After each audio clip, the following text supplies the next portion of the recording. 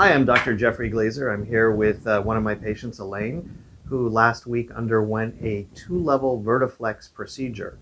The reason Elaine had this procedure is she was having back pain and what's known as neurogenic claudication symptoms, which is pain radiating down the legs due to a condition known as spinal stenosis. In years gone by, the only treatments available for spinal stenosis were physical therapy, exercise, medication management, epidurals, and major surgical decompression, where you actually might have 6 to 8 weeks of downtime. Elaine was able to experience a newer treatment that was FDA approved in the United States in 2016, known as a Vertiflex. It's a minimally invasive procedure where we go in and we place spacers in between what are known as the spinous processes in the spine, the area where a patient has spinal stenosis. So it's literally a dime-sized spacer like this that opens up the vertebrae and allows these blue things, the nerves, to be relieved of their pressure, as well as to alleviate the pressure in the central canal of the spine. So I've done a lot of talking now, explaining what you had done. How do you feel a few days after? And we're just talking now for the first time. I have not spoken with Elaine about how she's doing extensively. I just walked into the room and said, let's shoot this. Well, I normally, when I got up in the morning, I experienced tingling if I stood up all down my legs and my feet because of the pressure on my back. From day one, I had no tingling in my legs. Which is amazing. In my feet. And how long have you been suffering with the tingling and the sensation in your legs of pain? Probably a year. Okay. And what types of things did you do before we did this procedure? Physical therapy. And I also had epidurals, which did not work. Several of those, a couple of those. Did they work short term for you at all? For a day, a week? No. No, nothing. And what other therapies did you consider? Did you ever consider surgical intervention? I considered the spine stimulation. The spinal cord stimulator. Right. But I decided I didn't want to be that invasive right from the get-go. So you suggested this, and I said, let's give it a whirl.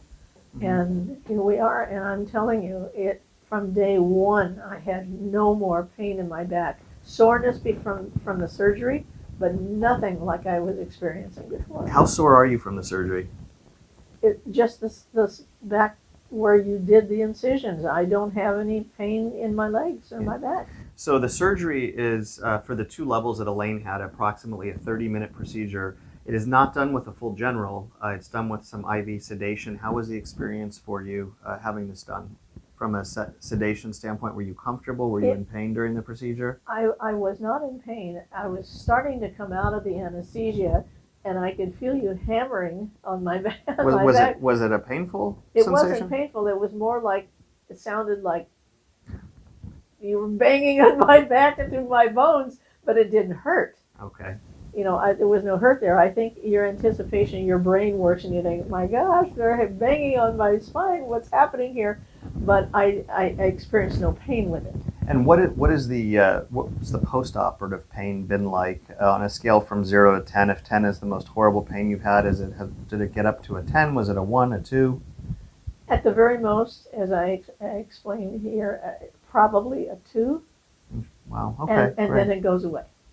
So, I mean, that's early morning when you first get up, because of the BLT rule, no bending, no lifting, no twisting. I can't really sleep in my bed because my bed is high and I'd have to twist to get in it. And so I've been sleeping in my recliner, which does not hurt me at all. And I'm very happy with that, and I'm getting, 6-7 hours sleep a night, so I'm fine. Fabulous. What's the biggest change that you've noticed since having the Vertiflex procedure done? Absolutely no pain in my lower back. And how about your legs? And in my legs. Have you tried walking longer distances? Oh, absolutely.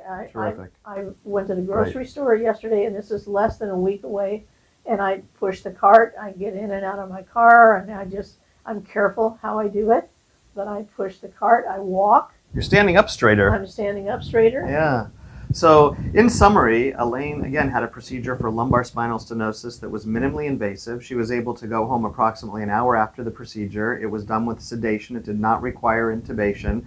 And it's the only procedure for lumbar spinal stenosis in the right candidate with what's known as level 1 evidence, meaning the highest level of evidence that it provides patient satisfaction and success. You don't find that with epidurals, you don't find that with an open spine surgery with decompression or taking out bone known as a laminectomy. Only with the Vertiflex procedure is there level 1 evidence. So we're thrilled to be offering this procedure in our practice, and we're thrilled that we have patients like yourself that are able to benefit and not have 6 to 8 weeks of downtime following a surgery. And the last thing I'll add is that the incisions are about the size of the tip of my pinky, and there's 2 of them, and they heal very nicely. Very tiny incisions, plastic surgery closure. There's no sutures, there's no removable sutures, no staples. Everything is dissolving. So I thank you for taking the time to share your experience You're welcome. I'm with thanking regards to you the Vertiflex procedure. for the Vertiflex opportunity. This is just great. I'm glad you had such great results. Okay, thank you very much.